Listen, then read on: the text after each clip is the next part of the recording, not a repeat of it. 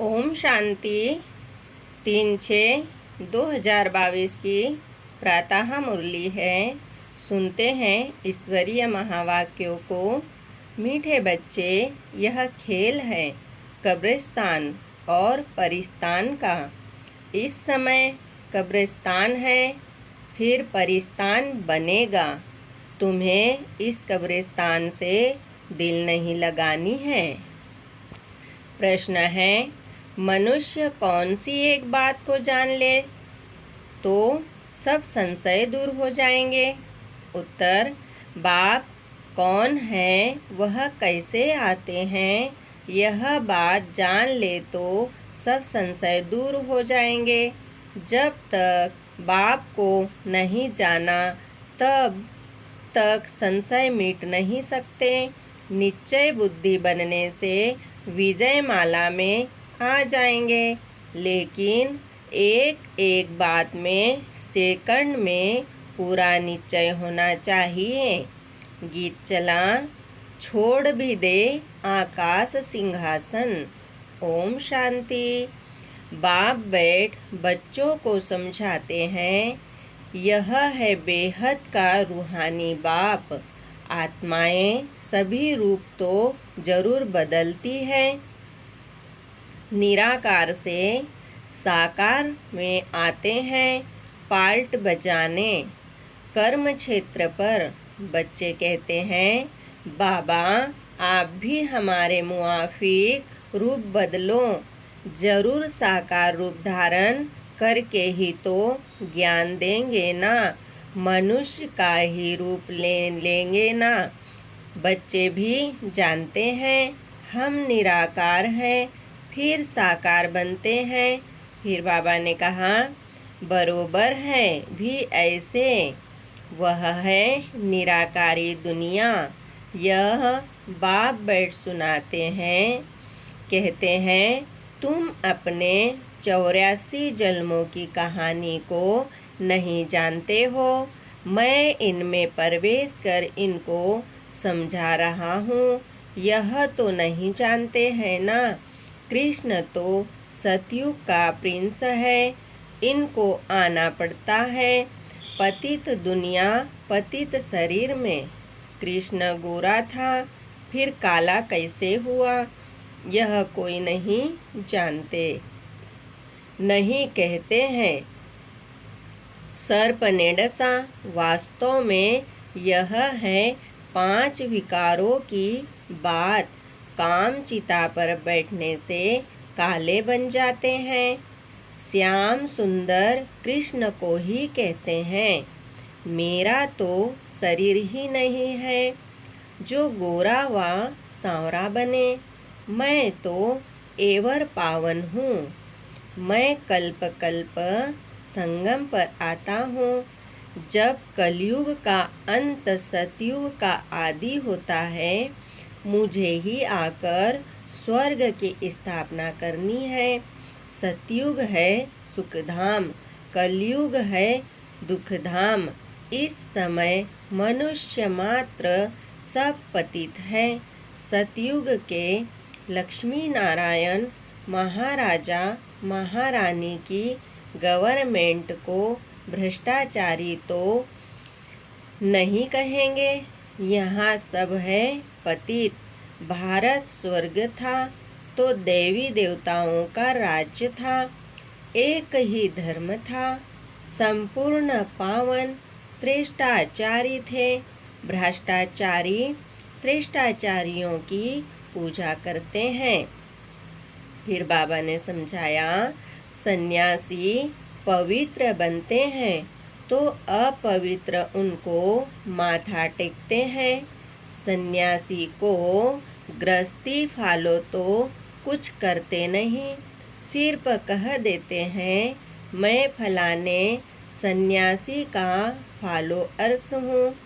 सो तो जब फॉलो करो, तुम भी सन्यासी बन जाओ, तब कहेंगे फॉलोअर। गृहस्थी फॉलोअर्स बनते हैं, परंतु वह पवित्र तो बनते नहीं। न सन्यासी उनको समझाते हैं, न वह खुद समझते हैं कि हम फॉलो तो करते नहीं हैं, यहाँ तो पूरा फॉलो करना है। माता पिता को गाया जाता है फॉलो फादर मदर, और संग बुद्धि योग तोड़ना है सभी देहधारियों से। तोड़ मुझ एक बाप से जोड़ो, तो बाप के पास पहुँच जाएंगे, फिर सतयुग में आ जाएंगे। तुम ऑलराउंडर हो, 84 जन्म लेते हो, आदि से अंत तक, अंत से आदि तक तुम जानते हो। हमारा ऑलराउंडर पार्ट चलता है, दूसरे धर्म वालों का आदि से अंत तक पार्ट नहीं चलता है। आदि सनातन है ही एक देवी देवता धर्म पहले पहले सूर्यवंशी थे। अब तुम जानते हो हम ऑलराउंडर 84 जन्म का चक्कर लगाते हैं। बाद में आने वाले तो ऑलराउंडर हो न सके। फिर बाबा ने कहा, यह समझ की बात है ना, बाप के सिवाय कोई समझा न सके। पहले पहले है ही डिटिज्म, आधा कल्प सूर्यवंशी चंद्रवंशी राज्य चलता है। अभी तो यह बहुत छोटा सा युग है। इनको ही संगम कहते हैं, कुंभ भी कहते हैं। उनको ही याद करते हैं। हे परमपिता परमात्मा, आकर हम पतितों को पावन बनाओ। बाप से मिलने लिए कितना भटकते रहते हैं, यज्ञ तप दान पुण्य आदि करते रहते हैं, फायदा कुछ भी नहीं होता है। अब तुम भटकने से छूट गए हो, वह है भक्ति कांड, यह है ज्ञान कांड। भक्ति मार्ग आधा कल्प चलता है, यह है ज्ञान मार्ग। इस समय तुमको पुरानी दुनिया से वैराग्य दिलाते हैं, इसीलिए तुम्हारा यह है बेहद का वैराग्य, क्योंकि तुम जानते हो यह सारी दुनिया कब्रिस्तान होनी है। इस समय कब्रिस्तान है, फिर परिस्तान बनेगा। यह खेल है कब्रिस्तान परिस्तान का। बाप परिस्तान स्थापन करते हैं, जिसको याद करते हैं रावण को कोई याद नहीं करते हैं। मुख्य एक बात समझने से फिर सब संशय मिट जाएंगे। जब तक पहले बाप को नहीं जाना है तो संशय बुद्धि ही रहेंगे। संशय बुद्धि विनशयंती, बरोबर हम सब आत्माओं का वह बाप है, वही बेहद का वर्षा देते हैं। निश्चय से ही विजयमाला में पिरो सकते हैं। एक एक अक्षर में सेकंड में निश्चय होना चाहिए। बाबा कहते हैं तो पूरा निश्चय होना चाहिए ना। बाप निराकार को कहा जाता है। ऐसे तो गांधी को भी बापूजी कहते थे, परंतु यहाँ तो वर्ल्ड का बापूजी चाहिए ना। वह तो है ही वर्ल्ड का गॉडफादर। वर्ल्ड का गॉडफादर वह तो बहुत बड़ा हुआ ना, उनसे वर्ल्ड की बादशाही मिलती है। ब्रह्मा द्वारा स्थापना होती है विष्णु के राज्य की। तुम जानते हो हम ही विश्व के मालिक थे, हम सो देवी देवता थे। फिर चंद्रवंशी वैश्यवंशी शूद्रवंशी बने। इन सब बातों को तुम बच्चे ही समझते हो। बाप कहते भी है इस मेरे ज्ञान यज्ञ में विघ्न बहुत पड़ेंगे। यह है रुद्र ज्ञान यज्ञ। इससे विनाश ज्वाला प्रज्वलित होती है। इसमें सारी पुरानी दुनिया खत्म हो एक देवता धर्म की स्थापना हो जाएगी। तुमको समझाने वाला बाप है, वह सच बोलते हैं। नर से नारायण बनने की सत्य कथा सुनाते हैं। यह कथा तुम अभी ही सुनते हो, यह कोई परंपरा नहीं चलती है। अब बाप कहते हैं, तुमने 84 जन्म पूरे किए हैं, अब फिर नई दुनिया में तुम्हारा राज्य होगा। यह है राजयोग का ज्ञान, सहज राजयोग की नॉलेज एक परमपिता परमात्मा के पास ही है, जिसको प्राचीन भारत का राजयोग कहते हैं।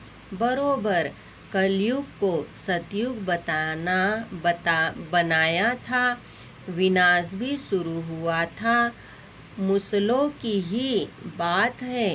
सतयुग त्रेता में तो कोई लड़ाई होती नहीं, बाद में शुरू होती है। फिर बाबा ने समझाया, यह मुसलों की है लास्ट लड़ाई। आगे तलवार से लड़ते थे, फिर बंदूकबाजी चलाई, फिर तोप निकाली, अब बॉम्ब्स निकाले हैं। नहीं तो सारी दुनिया का विनाश कैसे हो।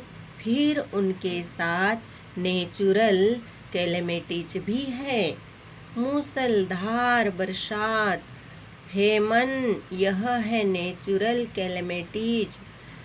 समझो अर्थवेक होते हैं, उसको कहते हैं नेचुरल कैलेमिटीज। उसमें कोई क्या कर सकते हैं। कोई ने अपना इंश्योरेंस भी किया हो तो कौन और किसको देगा। सब मर जाएंगे, किसको कुछ भी मिलेगा नहीं। अभी तुम्हें फिर इंश्योरेंस करना है। बाप के पास इंश्योर भक्ति में भी करते हैं, परंतु वह आधा कल्प का रिटर्न मिलता है। यह तो तुम डायरेक्ट इंश्योर करते हो, और कोई सब कुछ इंश्योर करेगा तो उनको बादशाही मिल जाएगी। जैसे बाबा अपना बतलाते हैं, सब कुछ दे दिया, बाबा पास फुल इंश्योर कर लिया तो फुल बादशाही मिलती है। फिर बाबा ने कहा, बाकी तो दुनिया, यह दुनिया ही खत्म हो जाती है। यह है मृत्युलोक। किनकी दबी रहेगी धूल में, किनकी राजा खाएं। जब कहाँ आग लगती है वा कोई आफत आती है तो चोर लोग लूटते हैं। यह समय ही अंत का है, इसीलिए अब बाप को याद करना है, मदद करनी है। इस समय सब पतित है, वह पावन दुनिया स्थापन कर न सके। यह तो बाप का ही काम है। बाप को ही बुलाते हैं, निराकारी दुनिया से आओ, आकर रूप धरो। तो बाप कहते हैं, मैं साकार में आया हूँ, रूप धरा है, परंतु हमेशा इसमें नहीं रह सकता हूँ। सावरी कोई सारा दिन थोड़े ही होती है। बैल की सवारी दिखाते हैं, भाग्यशाली रथ मनुष्य का दिखाते हैं। अब यह राइट है या वह गौशाला दिखाते हैं ना, गौमुख भी दिखाया है। बैल पर सवारी और फिर गौमुख से नॉलेज देते हैं। यह ज्ञान अमृत निकलता है। अर्थ है ना। गौमुख का मंदिर भी है। बहुत लोग जाते हैं तो समझते हैं गौ के मुख से अमृत टपकता है, वह जाकर पीना है। 700 सीढ़ियाँ हैं, सबसे ऊंचा गौमुख तो यह है। अमरनाथ पर कितनी मेहनत कर जाते हैं, वहाँ है कुछ भी नहीं, सब ठगी है। दिखाते हैं शंकर ने पार्वती को कथा सुनाई। अब क्या पार्वती की दुर्गति हुई जो उनको कथा बैठ सुनाई। मनुष्य मंदिर आदि बनाने में कितना खर्चा करते हैं। बाप कहते हैं खर्चा करते करते तुमने सब पैसे गंवा दिए हैं। तुम कितने सालवेंट थे, अब इंसाल्वेंट बन गए हो। फिर मैं आकर सालवेंट बनाता हूँ। तुम जानते हो बाप से हम वर्षा लेने आए हैं, तुम बच्चों को दे रहे हैं। भारत है परमपिता परमात्मा का बर्थ प्लेस, तो सबसे बड़ा तीर्थ हुआ ना। फिर सर्व पतितों को पावन भी बाप ही बनाते हैं। गीता में अगर बाप का नाम होता तो सभी यहाँ आकर फूल चढ़ाते। बाप के सिवाय सभी को सद्गति कौन दे सकता। भारत ही सबसे बड़े से बड़ा तीर्थ है, परंतु कोई को मालूम नहीं है। नहीं तो जैसे बाप की महिमा अपरम अपार है, वैसे भारत की भी महिमा है। हेल और हेविन भारत बनता है। अपरम अपार महिमा है ही हेविन की। अपरम अपार निंदा फिर हेल की करेंगे। फिर बाबा ने कहा तुम बच्चे सचखंड के मालिक बनते हो, यहाँ आए हो बाबा से बेहद का वर्षा लेने। बाप कहते हैं मन मना भव और सबसे बुद्धि योग हटाएं। मामे कम याद करो, याद से ही पवित्र बनेंगे। नॉलेज से वर्षा लेना है। जीवन मुक्ति का वर्षा तो सबको मिलता है, परंतु स्वर्ग का वर्षा राजयोग सीखने वाले ही पाते हैं। सद्गति तो सबकी होनी है ना, सबको वापस ले जाएंगे। बाप कहते हैं मैं कालों का काल हूँ, महाकाल का भी मंदिर है। बाप ने समझाया है अंत में प्रत्यक्षता होगी, तब समझेंगे कि बरोबर इन्हों को बतलाने वाला बेहद का बाप ही है।